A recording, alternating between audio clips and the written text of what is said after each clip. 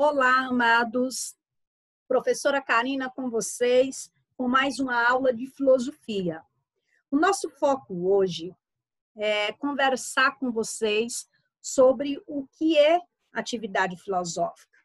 Então, esse termo ele é bastante comum dentro do processo da filosofia e é a partir dele que nós conseguimos raciocinar sobre diferentes temáticas.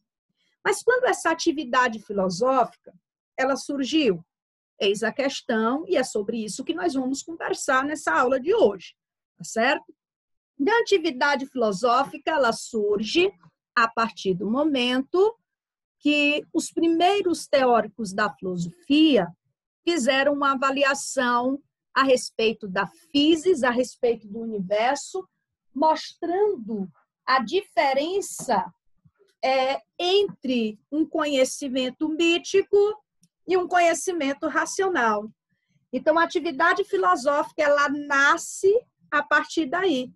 Então, os primeiros teóricos da filosofia, eles começaram as suas afirmações, os seus questionamentos, mostrando, a sua visão sobre o universo diferentemente daquilo que a teogonia afirmava. Então, nesse processo, a partir deste processo, nós enfatizamos que a teogonia ela foi deixada de lado. E o que é que significa a teogonia? A teogonia é o estudo do universo a partir do critério religioso, tá? E nasce a cosmogonia, que nós podemos dizer que é uma atividade filosófica pelo fato de registrar uma visão diferenciada do universo. Então, logos e sentido nasce aqui, tá certo, amados? Pois bem, na verdade, a atividade filosófica, em geral, para que a gente possa colocar para vocês aqui alguns pontos.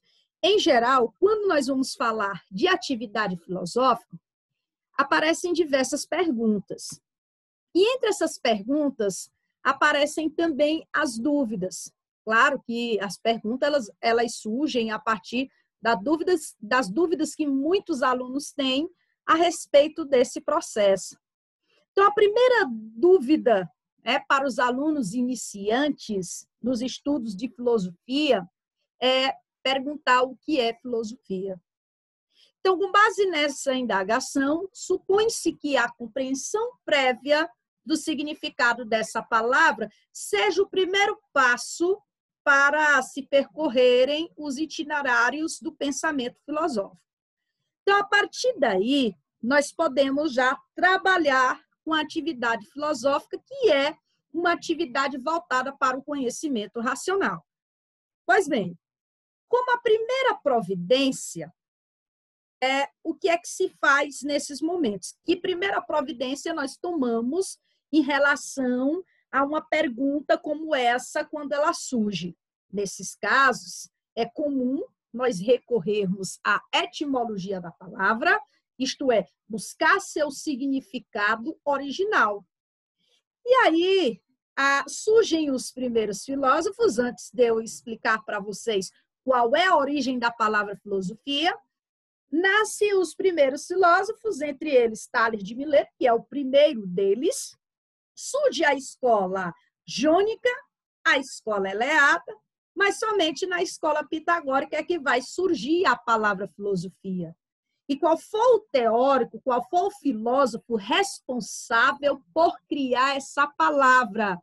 Na verdade, o responsável por criar essa palavra foi o filósofo Pitágoras, o criador do teorema, que é estudado até os dias atuais. Nós devemos muito a esse filósofo. Parte dos estudos de vocês, aliás, deve-se à questão filosófica, portanto, a esta atividade filosófica. Então, amados, a palavra filosofia, ela origina-se da combinação dos termos gregos pilia e isopia, tá certo?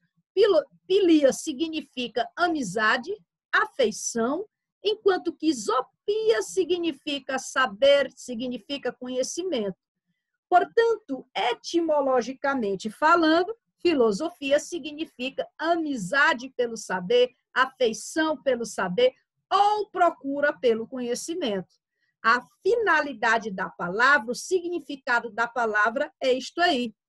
Então, a partir do momento que eu tenho amor ao conhecimento, amor ao saber, afeição pela sabedoria ou procuro conhecimento, eu estou inserido dentro dessa atividade filosófica. Tá certo, amados? Então, vamos continuar. Diversos teóricos, eles enfatizam o significado dessa palavra, diversas reflexões surgem através desse processo ou a partir desse processo, como vocês queiram avaliar.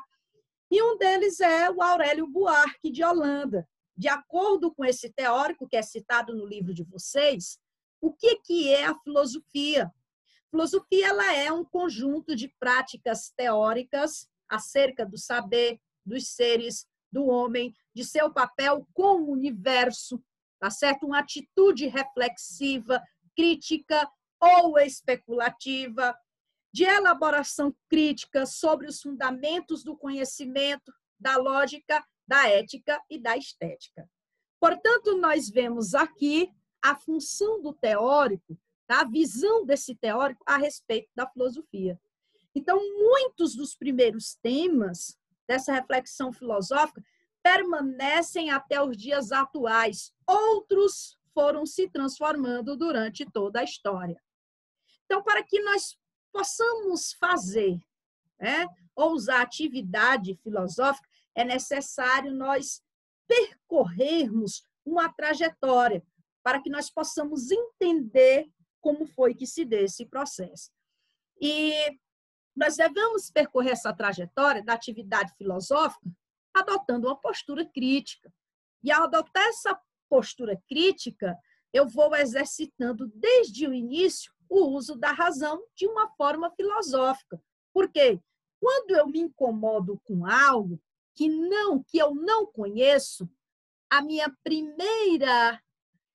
o meu primeiro objetivo é procurar respostas para essas questões sem aceitar as primeiras alternativas, admirando-se com a dificuldade encontrada na busca de determinados conhecimentos, tá? Tudo isso são marcas originárias e distintivas da atitude rigorosamente filosófica. Então, a partir do momento que eu faço este processo aqui, eu estou inserido dentro desse contexto da atividade filosófica, porque quando eu me incomodo com algo, quando isso me deixa inquieto, quando eu vou buscar essas respostas, eu estou partindo de uma postura crítica, partindo do uso da razão, e a partir daí, amados, nós usamos esse termo de avaliação, tá certo? Bom, mas como é que os historiadores da filosofia caracterizam esta atividade filosófica? Entre os historiadores da filosofia, é bastante aceita a tese de que o primeiro filósofo de que se tem notícia foi Tales de Mileto. Esse rapaz ele viveu no início do século VI, depois desse pensador grego quase nada conhecemos, tá?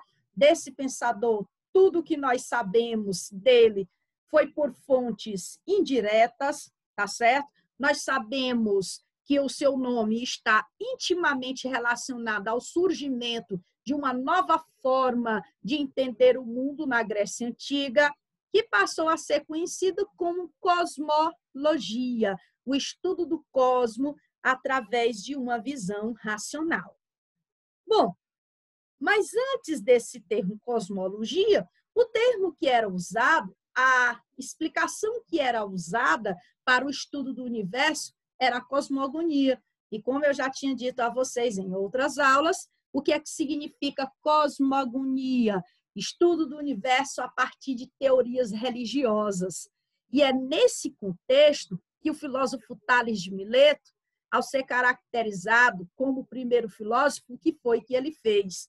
ele procurou estabelecer de modo exclusivamente racional uma explicação para o surgimento do cosmos e de tudo o que nele existe. E a novidade dessa postura é que tudo isso, né, se contrastava com as tradicionais narrativas mitológicas, porque os mitos, eles estão presentes dentro do processo cultural, mas eles são histórias inventadas, eles são histórias fabulosas, fazem parte do nosso processo de convivência, mas não trazem respostas e explicações para tudo. Por isso, a necessidade de nós avaliarmos as coisas por uma atividade filosófica, por um critério racional. Então, nos antigos relatos míticos, por exemplo, que foram cultivados pelas antigas tradições, concebia-se o quê? A ordenação do cosmos com bases míticas, como eu disse a vocês, isto é, como produto da ação dos deuses. Quando é que essa postura ela muda na Grécia Antiga? Quando Tales de Mileto lança uma tentativa de conhecer a origem do cosmos e dos fenômenos naturais por meio exclusivamente da razão, isto é, descartando crenças religiosas e sobrenaturais. A partir daí, com essa atitude de Tales, abriu a possibilidade de que todos os assuntos relativos ao cosmos e à natureza fossem discutidos racionalmente, com base naquilo que eles são em si mesmo, e não em uma explicação que levasse em conta aspectos exteriores a eles.